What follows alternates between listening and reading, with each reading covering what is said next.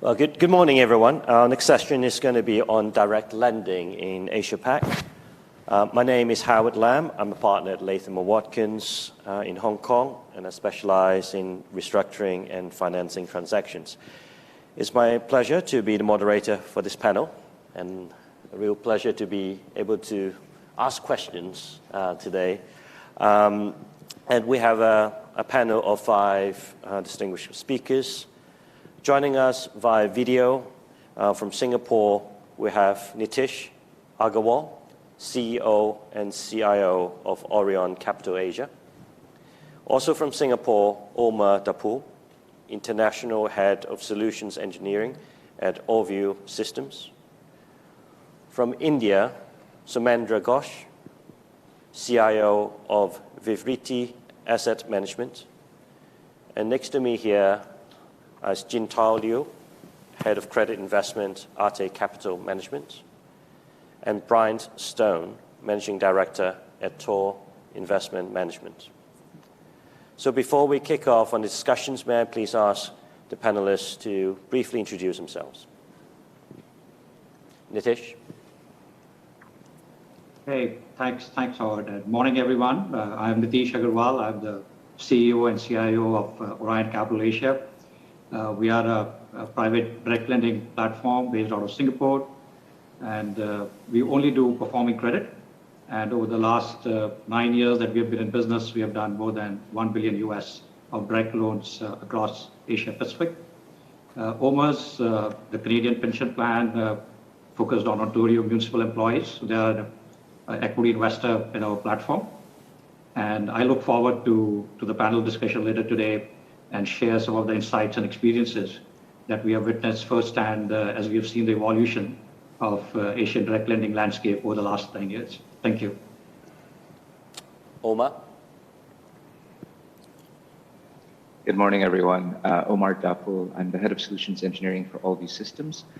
Unlike my fellow panelists, I am a software provider, not a practitioner. So Allview Systems has been around since 2011 in various forms.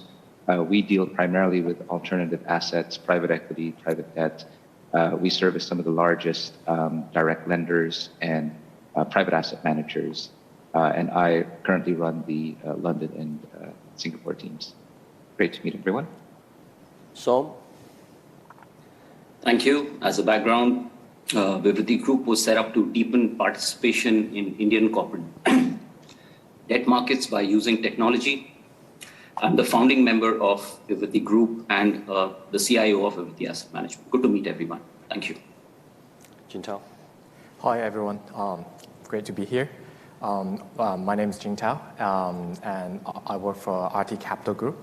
The Arte Capital is a multi-asset manager in Hong Kong, and I lead the private credit investment efforts at Arte. Right. Thanks. Also good to be here. I think it's probably the first time I've been to a conference in a couple of years. So I work for Tor. We're an alternative credit manager here in Asia, and that ranges from direct lending to special sits across the spectrum in all over Asia. Thank you. So Asia private debt market has gained increasing investor attention in recent years, and Asia is a less developed but fast-growing market for direct lending as compared to Europe and the US. There appears to be less competition for private debt deals and creates tremendous opportunity for savvy investors. So direct lending dry powder levels were estimated by Preqin to be over $150 billion globally as of March this year. So there is pressure to deploy, especially as investors have increased their appetite for this asset class. In Asia, direct lending is still an emerging asset class with a lot of growth potential. This is illustrated by the relative size of direct lending markets globally. In the US, the Alternative Credit Council estimates the market size is around $1.25 trillion. In Europe, about $386 billion. It's only about $56 billion in Asia, according to the estimate. There seems to be a few factors precipitating the rise of private debt in Asia. The dominance of bank lending activity has declined. mid-market borrowers are not able to get access to public bond markets, nor could they get customized financing from banks. The Asia Development Bank estimated that the mid-market borrowers' funding gap is around 4.1 trillion in 2019. So private lending has been able to fill the void by providing the mid-cap corporates as well as financial sponsors with alternative funding options. Now, let's start with the general question for the panel about the direct lending landscape in Asia, and indeed why we are discussing this topic today. And there are more obvious advantages of direct lending that offers borrowers compared to traditional bank lending sources. They're faster credit approval processes, they're more flexible, customized terms. But may I ask Nitish to start with, perhaps, to share some insights into what some of the key drivers supporting the growth of direct lending in Asia. Thanks, Howard. So I'll focus on three drivers on my side.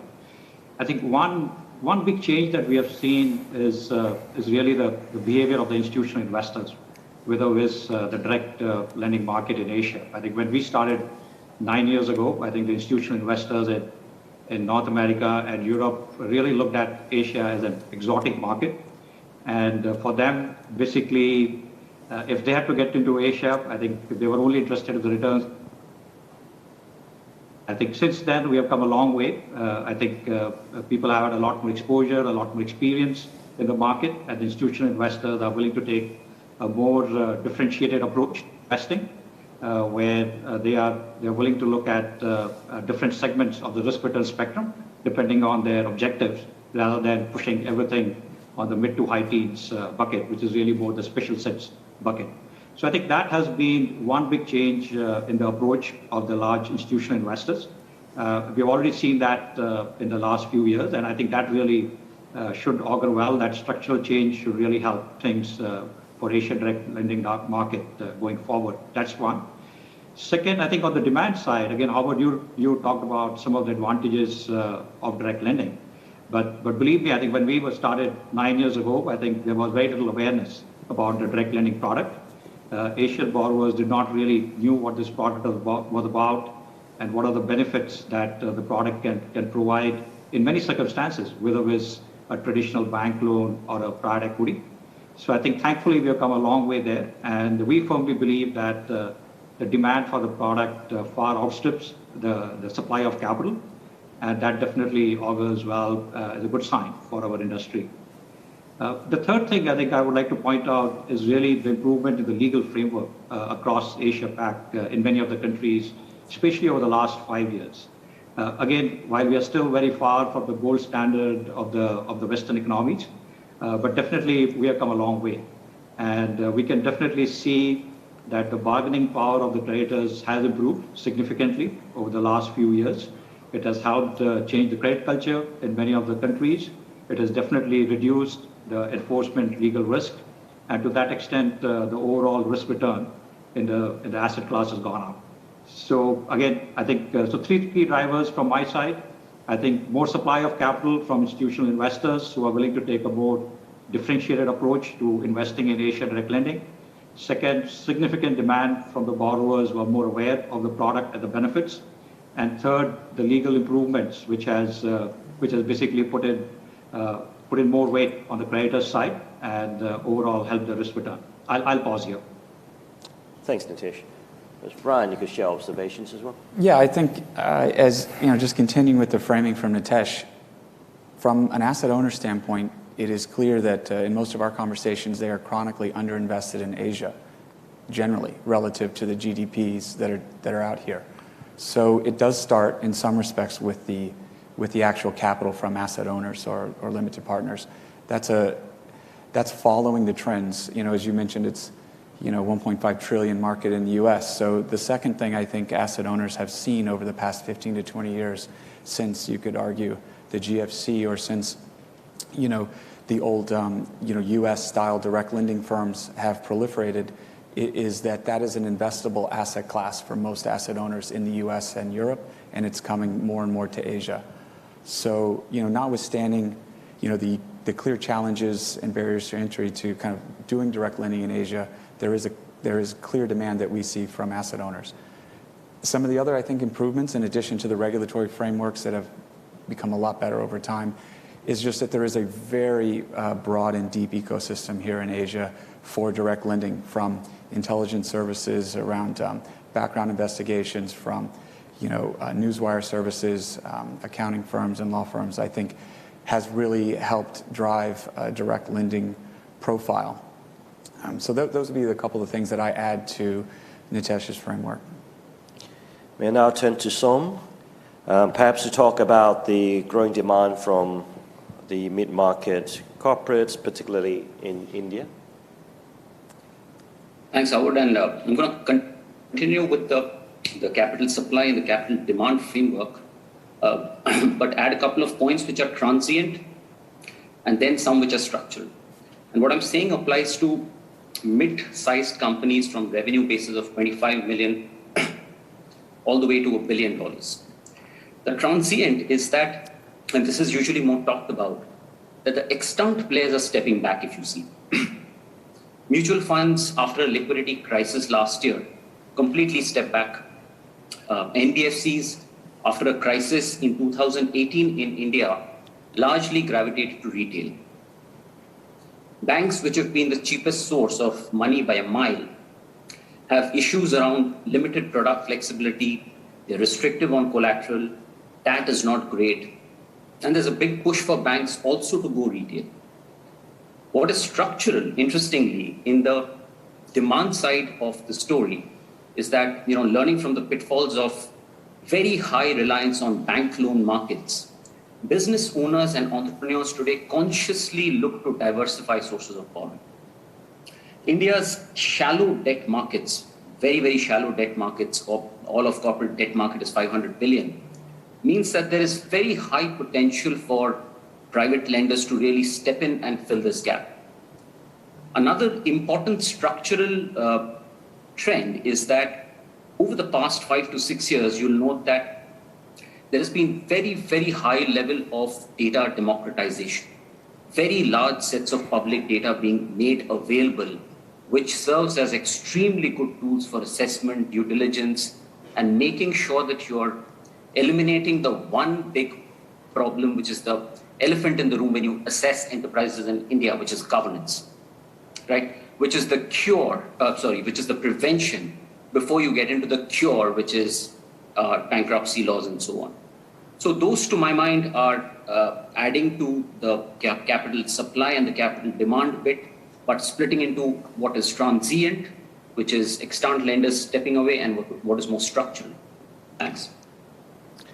Thank you. So we've talked broadly about the reasons for growth in direct lending in Asia, but now let's drill down further. Where do the pockets of opportunities lie for direct lending in Asia-Pac, and which Asian markets are taking the lead on this?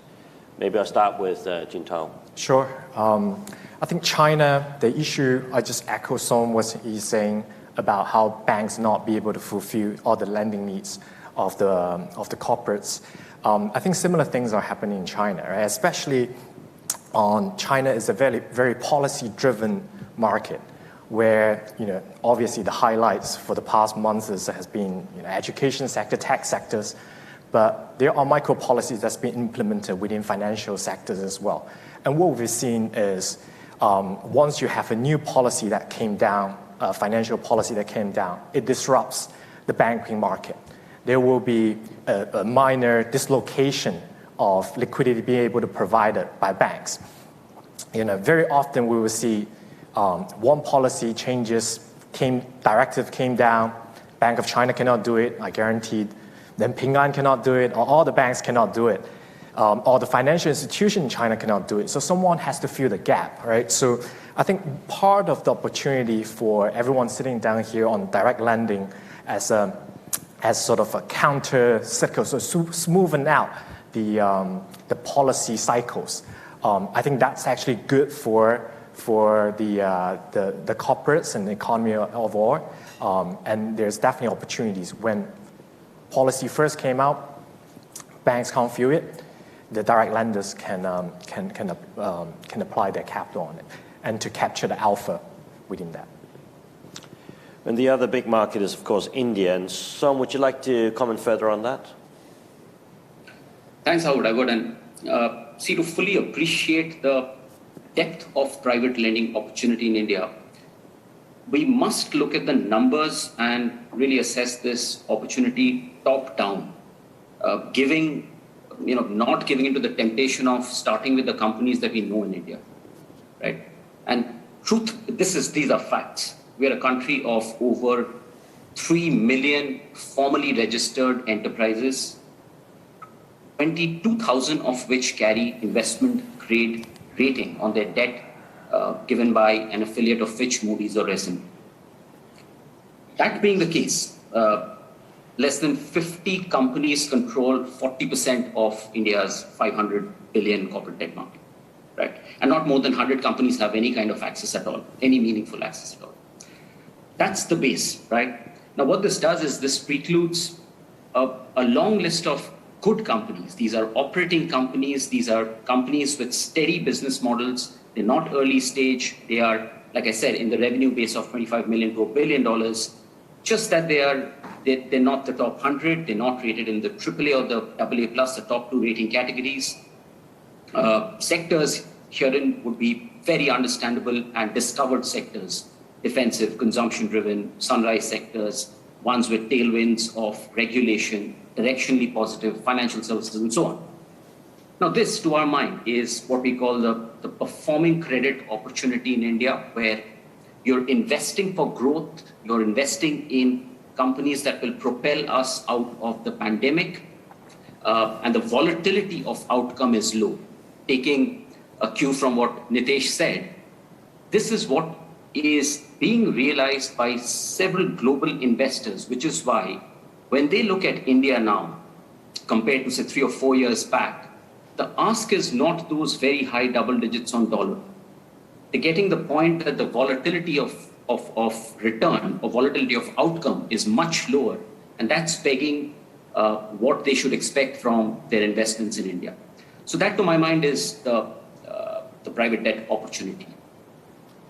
Thank you. And Brian, your observations on the opportunities in Asia to deploy capital? Yeah, I think aside from the market dislocations from high yield going on at the moment, where people will search for reliability of execution, all the typical things that we've heard this morning, there are very typical regular way growth opportunities for, performing companies. Capital expenditure financing, additional working capital financing, maybe an increase in capacity from a factory expansion. So, on the performing credit direct lending side, there's quite a bit of that all over the region. And one of the wonderful things about Hong Kong, at least before we could all travel, was being able to just be able to apply a very broad lens for where are the best opportunities geographically.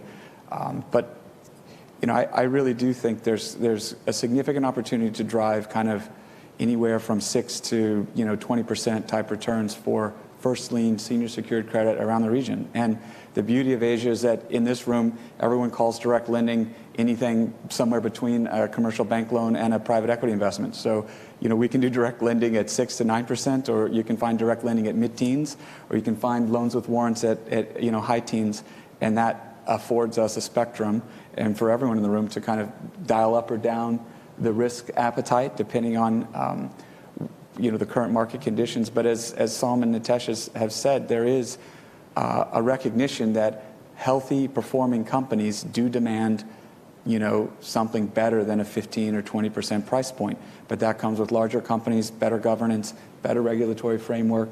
So that's where we see an opportunity across the region for upgrading in this situation to kind of more performing credit, senior secured risk, and still driving kind of anywhere from 8 to mid-teens. Makes sense. Thank you. So there seems to be a growing appetite for this asset class in the region.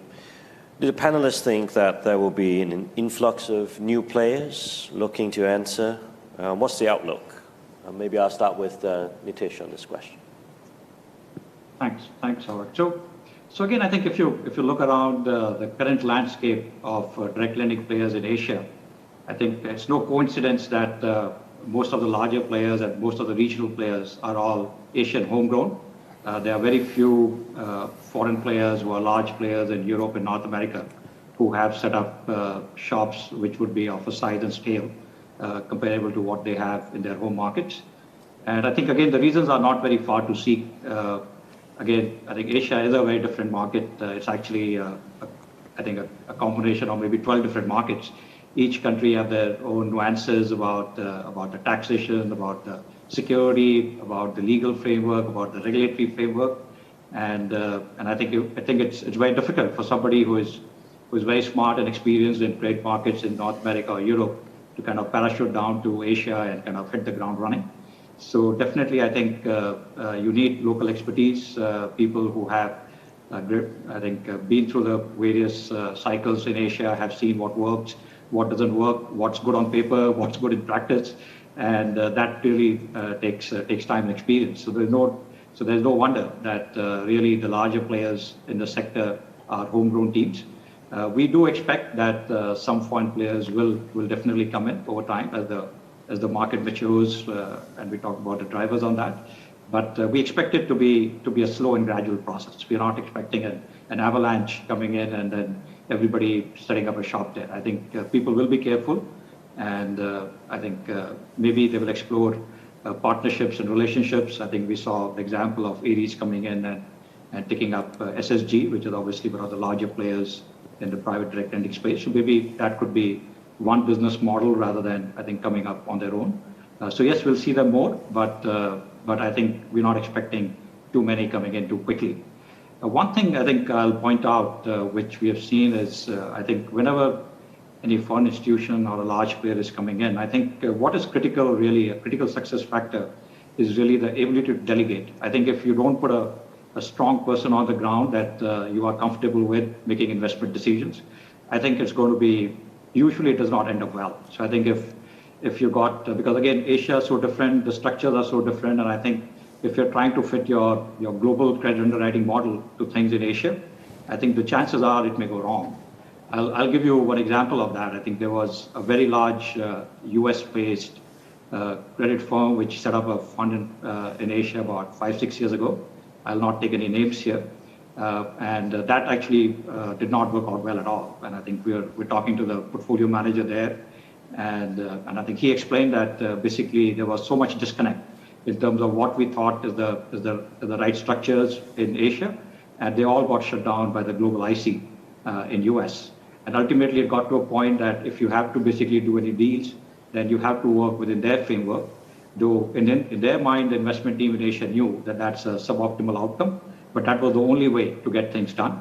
And no wonder, I think in the end, it was a spectacular failure. So I think clearly, if foreign players come in, I think then it's very important that we don't try to fit in a global model, and we look at Asia in its own respect.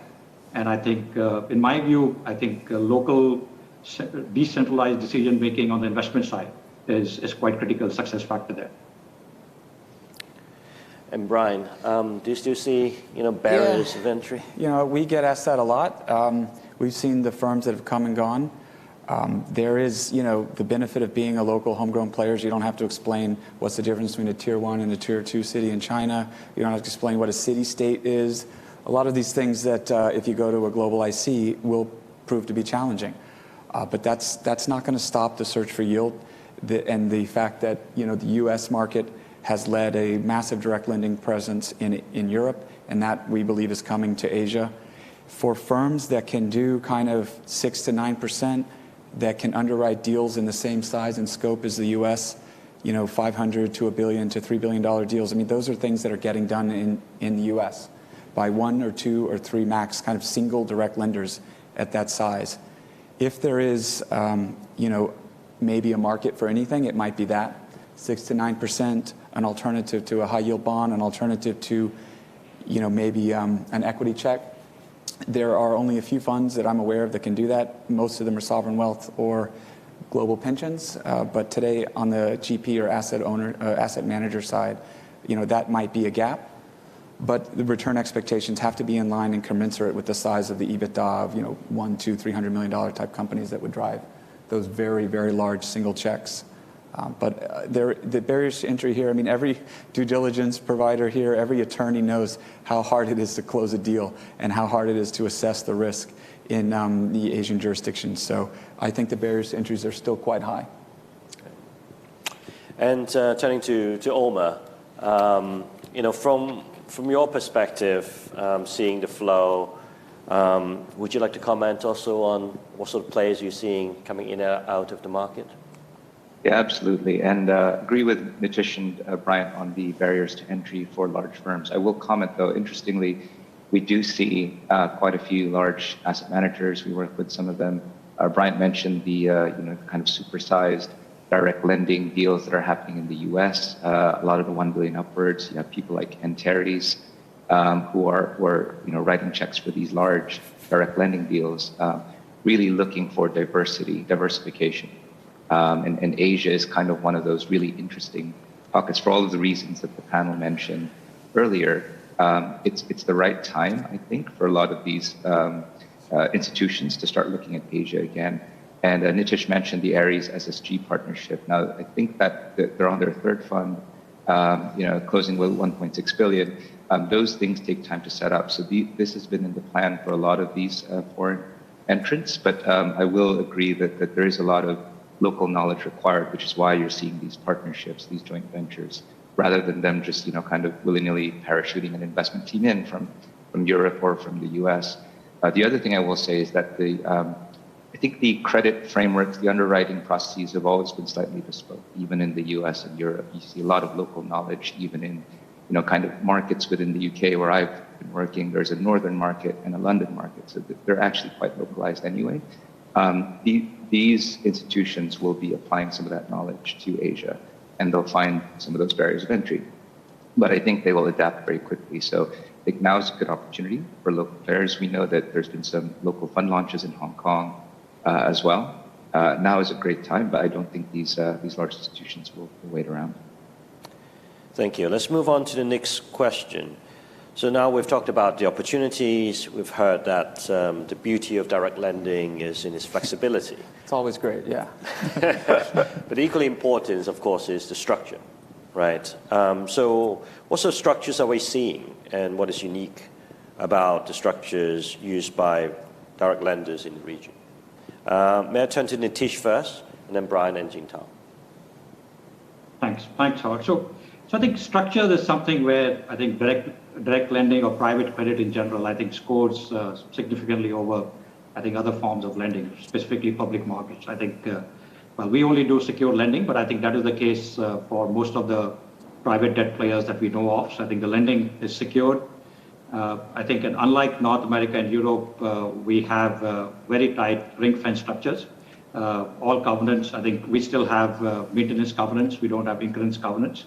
And I think it's not really about the number of covenants, which is, I think, what I think some of the managers in North America and Europe have started putting in, just because they are not able to get any meaningful covenants. I think now they really focus on the number of covenants rather than the quality of covenants. I think you really shows that how bad things are getting there, where they talk about how many covenants we have rather than what's really the quality of that covenant, what that covenant is and what that barrier is. You may have a number of covenants, but if they don't have any teeth in it, then it's not very helpful. Another thing I think on the structuring side that I think I would definitely like to point out is there's a very wide gap on the starting leverage ratio that we look at on the direct lending side in Asia compared to what we see in North America and Europe. I think there's a lot of data available in the public domain, and you can see that in North America and Europe, your senior first lien debt is anywhere 5.5 to 6 times EBITDA on average. And some go higher than that, but I think on average, that's where the portfolio of publicly traded companies are. In Asia, we are in a different ballgame. I think even if they have a mezz tranche on top of that, and you look through the capital structure, even through the mezz, you may still not hit 5.5.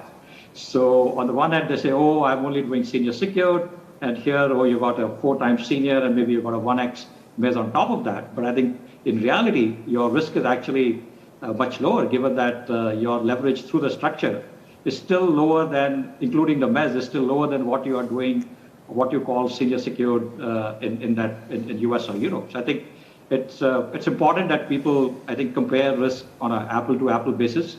What is the leverage that you're looking at? What is the size of the companies that you're looking at? What is the portfolio leverage that you're sitting with? I think most direct lending players in Asia either don't have leverage or they have very modest levels of leverage. I think it kind of peaks out at about 30-35%. In US and Europe, I think there's nothing less than 50% on average. And in some cases, it goes up to about 65%. So I think it is important that we do an apple-to-apple comparison when we are really looking at the risk, the return, and the structures that we are seeing in different markets. So clearly, I think in Asia, we are in a much better spot. And again, I think the key reason for that is really the lower competition here. I think we have a fewer number of players compared to what we have in those markets.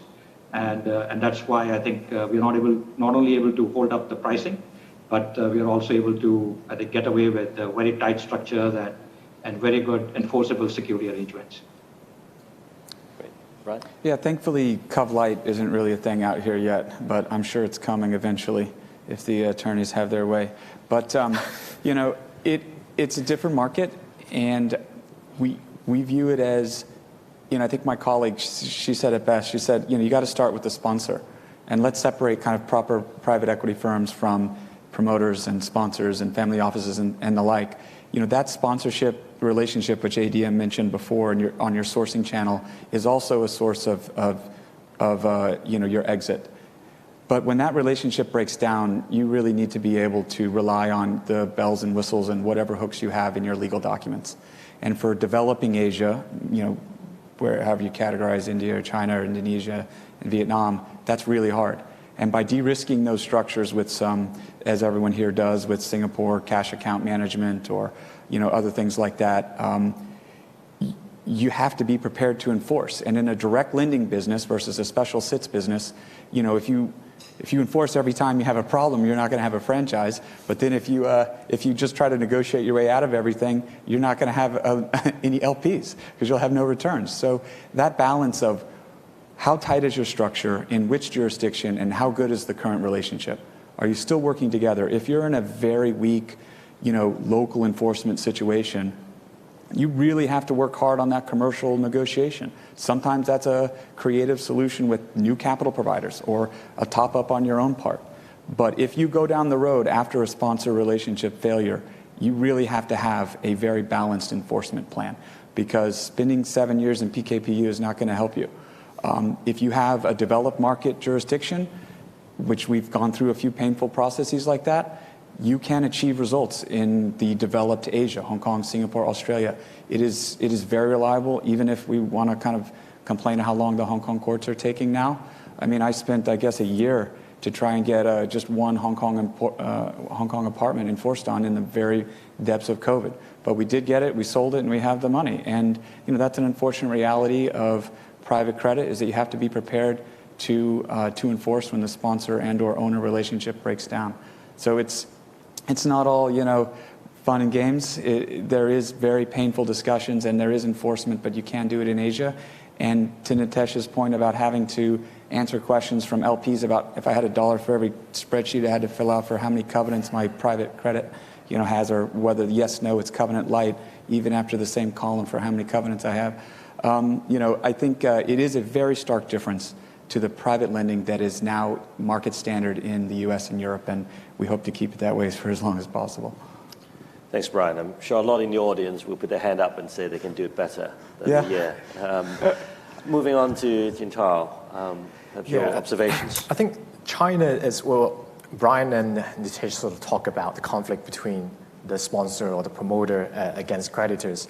I think there's a real issue in China where there's not only two players, right, but also where the regulation comes to the framework, where there's always a balance between, you know, how secure you want to be, even if the promoter is willing to collaborate and give you everything, whether that would be allowed under the policy framework. So there's always a balancing between how secure the deals you want to be versus how efficient the cross-border structure will be.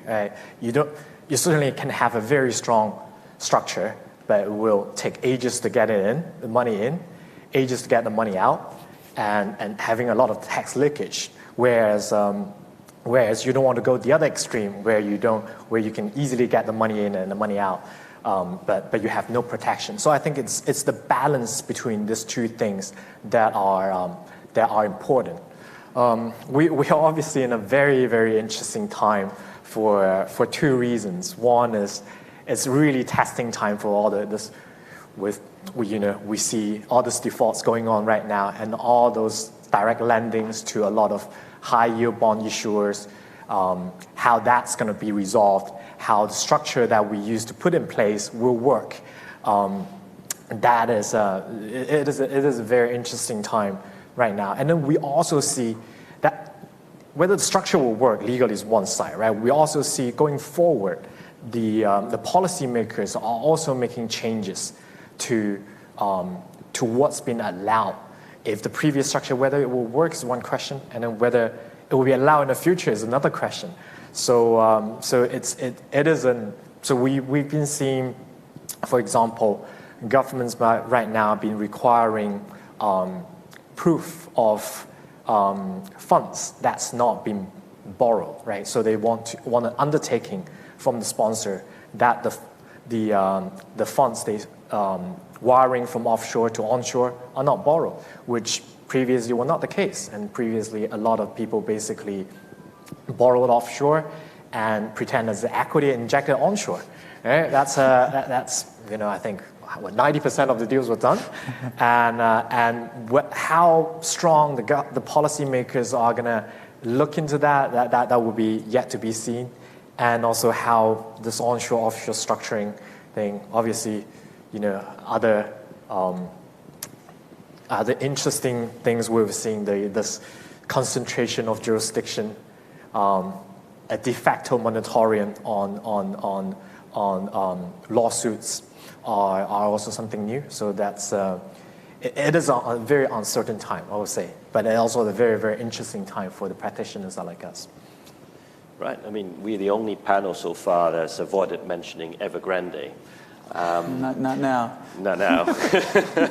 So let's moving on to perhaps some of the risks and challenges, right? I think Jintao, you mentioned that all what's happening in the bond market. I guess for a lot of those companies too, they have also the private debt besides the public bonds, which is hitting all the headlines. So it'd be interesting to see how those things would work out compared to each other. And the region includes a very diverse set of jurisdictions, its own legal rules, regulatory regimes, the way you take security, enforce security, taxation, and God forbid bankruptcy regimes, right? So moving on to look at some of the things that we need to be mindful of. What are the top risks and challenges you see in this fragmented market? Maybe I'll turn to Brian and Jintao again. Sure. I think it goes back to the relationships. If you can't travel, you really do need those deep relationships to understand the due diligence going in, the sponsor profile, and then your source of exit. I mean, some of the time we spend now is on sourcing our refinance exit, for example. And that is something that maybe wasn't as big of a deal in, a really benign market environment. That's part of being a full circle direct lender or special sits lender, opportunistic or tactical opportunities, whatever you want to call it. I think that's a big part of everyone's job now is on the portfolio side. During times of stress, we also probably focus on repeat borrowers. And again, if you have a direct lending mindset, which is a little bit different perhaps, hopefully than a special sits or tactical opportunities, and at Tor we do all of those, then you can kind of have those repeat borrower relationships when you're not able to travel as often, when you're relying indirectly on your due diligence providers.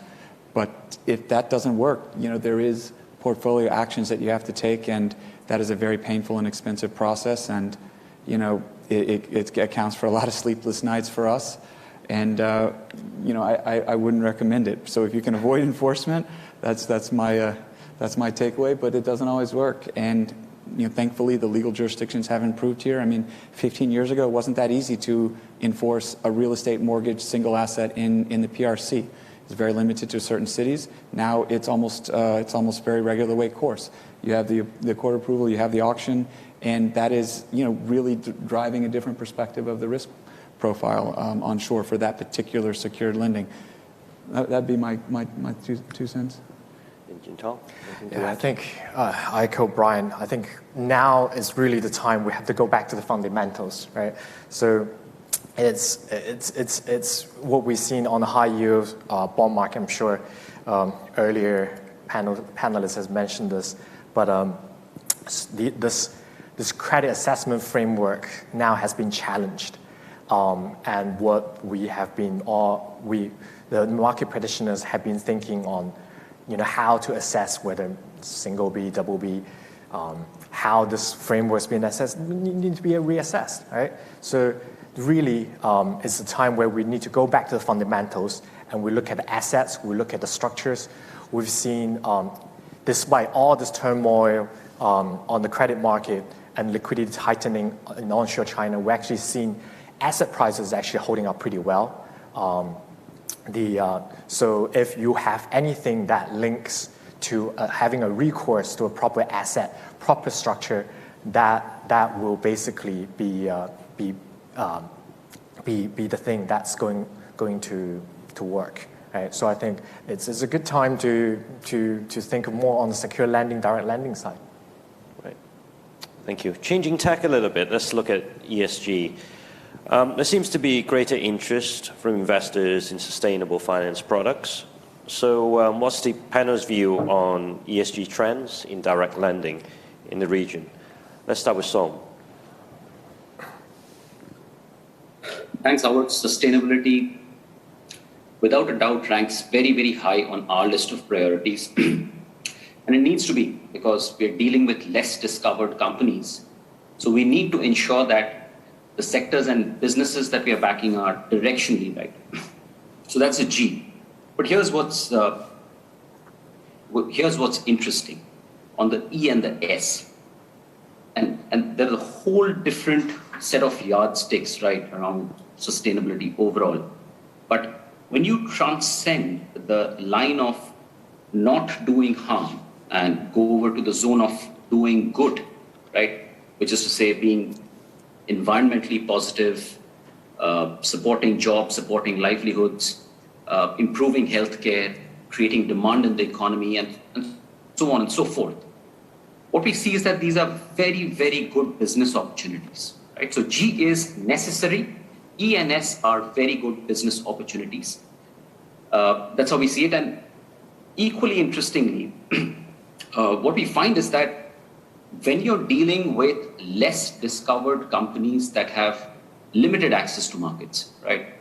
The incentive of being able to access markets, the incentive of diversifying their borrowing profile is a very, very strong one, which helps the lenders implement ESG checks, implement post-transaction ESG monitoring and whatnot, improve governance overall. So sustainability is very high on our list, and executing is possible because of segments that we deal with. Yeah. Thank you, Som. And Omar?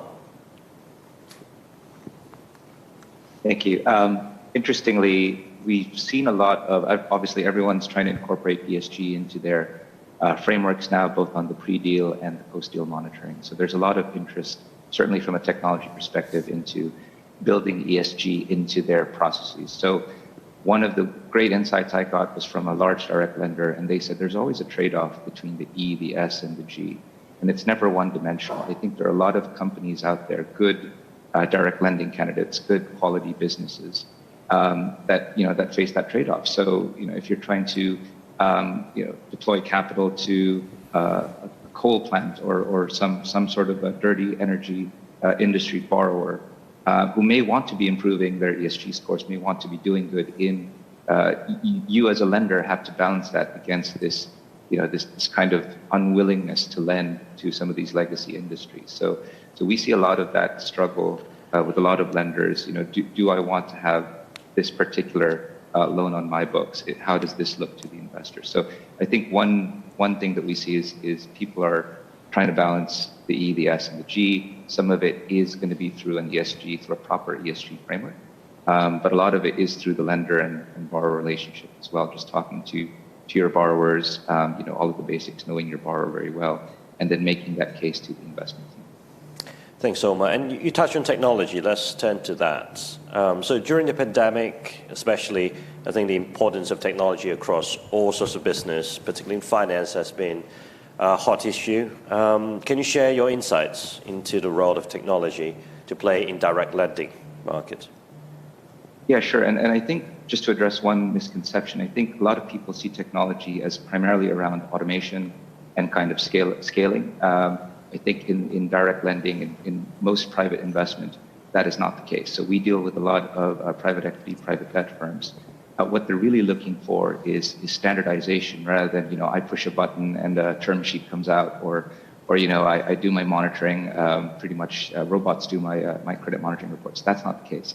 What we actually help with is using your existing very detailed pre and post deal processes and putting them into a standardized framework, which allows you to scale your business that way. So your investment team is doing more and more deals with the same quality, the same level of execution, and just kind of streamlining that process. And then post deal, doing all of the data collection, monitoring.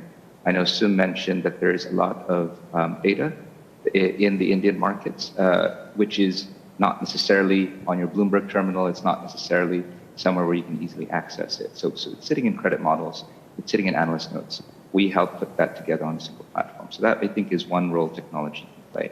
There's a lot of interest in, in some of these later on. So RPA, AI, all of these things. We like to focus on the basics first. How are you collecting your data? How are you working with your partners? What's your investment committee process like? How quick is your investment committee, and how quickly can you then deploy capital? So we deal with basic problems. We hopefully help solve those for some of our clients. I think just technology generally is more of an enabler and a force multiplier. It doesn't actually change the way people do business, at least in direct lending. I'm sure some of my technology colleagues might disagree somewhat. There is software that will help do some of the more sophisticated analysis and number crunching. But I think in direct lending, you have to go back to basics. You have to open the financials. You have to look at the underlying collateral stuff. Right. In the front line, Som, would you like to supplement that? Yeah, absolutely. I agree with Omar and give you an asset manager view on this. See, the way we see technology plays a very fundamental role, right? This is not a peripheral role. It's a fundamental role in enterprise financing. It cuts across sourcing, deal making, portfolio management, reporting to LPs, the entire cycle. The reason is simple. If you have to access and manage very large sets of data, and you have to, I'll come to it in a minute, why? You have to be able to look at this information very, very objectively, manage risks on an ongoing basis. Why is this important? Over the last decade or so, it's a case in India, I can't imagine this will be very different in some of the other emerging markets, but the amount of data democratization is unprecedented. What we are adding on, what the footprint companies are leaving behind, digital footprint. Several digitization of public records, including legal records, sales revenue records, employee provident fund records, their cases, and so on, is very, very valuable information when it comes to assessment and ongoing monitoring. The role of technology to capture and make sense of this efficiently is immense, right? So take a very simple example. We have digital sourcing where, as an example, companies sign up on our platform. There are rule engine-based governance checks. These are mapping directly onto public databases and telling us whether what we see is what we get. Peer set benchmarking, the ability to put several companies together at the same time and look at data sets over long periods of time, cutting down time to legal documentation, right? Very, very, very, very fundamental points of how tech plays a role. Just going to slip in there that, look, we have a tech platform called Cred Avenue, which today is India's largest enterprise debt marketplace. It's seen through over $10 billion of debt volumes across over 2,500 trades in the last 5 years, 2,500. Can't imagine we could have done that without a tech backbone, right? And our asset management company greatly benefits from this platform, but I'll underscore the point that it is fundamental, not peripheral. Thanks. Thank you. So we've got about 5 minutes left, so why don't we finish off this session by looking at trends and forecasts.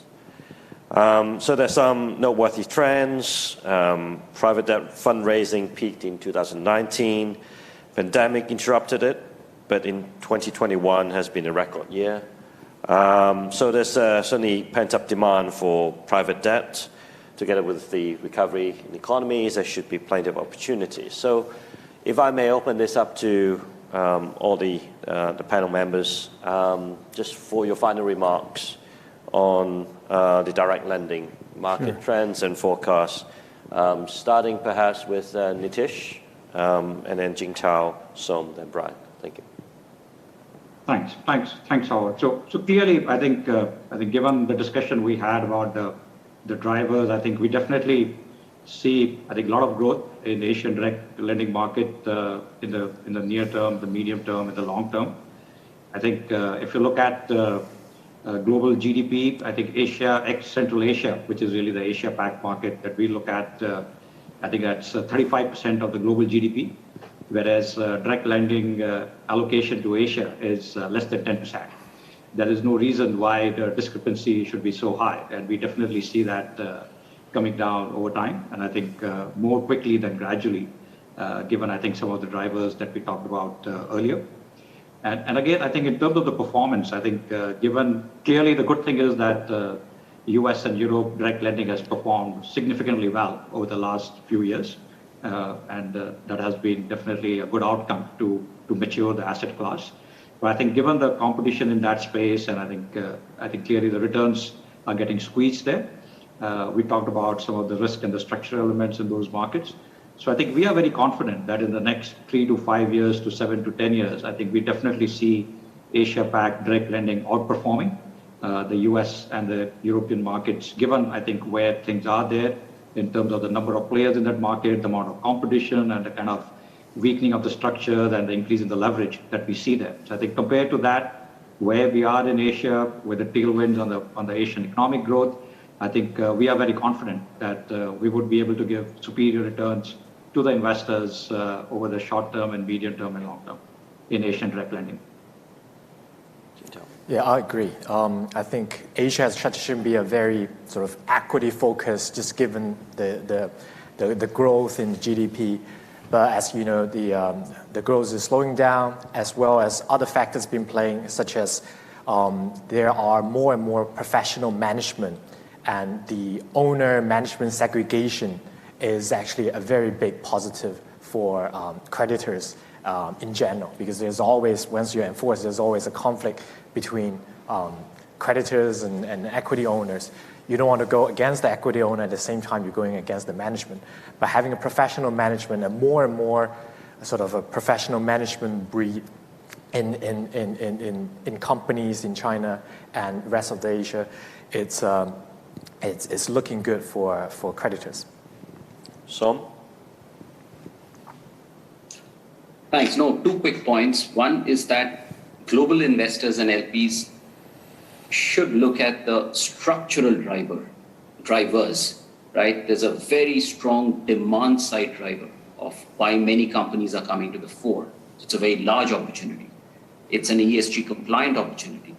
There are more and more data sets available to make governance easier or more transparent at least. And what Nitish said, that the recovery, the bankruptcy and insolvency regulation is ironing out. So there are structural drivers which are noteworthy. And the second quick point is that the conversation is usually about yields. It's necessary that now, since we're talking of performing credits, we do talk of volatility alongside to fully appreciate the opportunity and say, where should we peg this yield? So volatility, there needs to be more discourse on volatility. Thank you. And Brian, Well, last word? I've never met a panelist that said their asset class is going to go down. So, I won't be the first. I think it is a good opportunity set, and we'll let everyone get to lunch, I guess.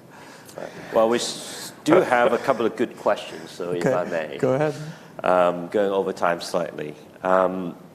First question is, how to achieve ESG impact in private lending when maturities are so small at 2 to 3 years? Question number one. Question number two, how difficult it is to enforce in this part of the region. Is security used more as a tool to get the promoter to come to the table to take the investor out? I hope it's not asking a lawyer, otherwise going forever. And the last question is, which markets outside of India, Indo, and China do you see opportunities and what the challenges are? I can take one or two of those real quick if you'd like. The outside of India, China, and Indonesia, I think Vietnam is quite interesting. Clearly a developing market. That's probably something you need a much lower LTV or a much bigger global sponsor behind you to really deal with the weak jurisdiction. So that'd be one thing. And then on enforcement, not asking an attorney, but just an attorney by the School of Hard Knocks. I think you can enforce in Asia, in developed Asia. It works, and it's an absolute tool. Nothing focuses a sponsor or a promoter like personal bankruptcy will. And that usually is an alignment of interest, you hope, as a tool. But there are recoveries to be had, especially when people squirrel away assets all over the world. You can take a Hong Kong bankruptcy. We've got it recognized in the UK. That's public information. And it works. It just takes a little time. And, friends like yourself and Ropes and Gray, along with Latham, to help us get there.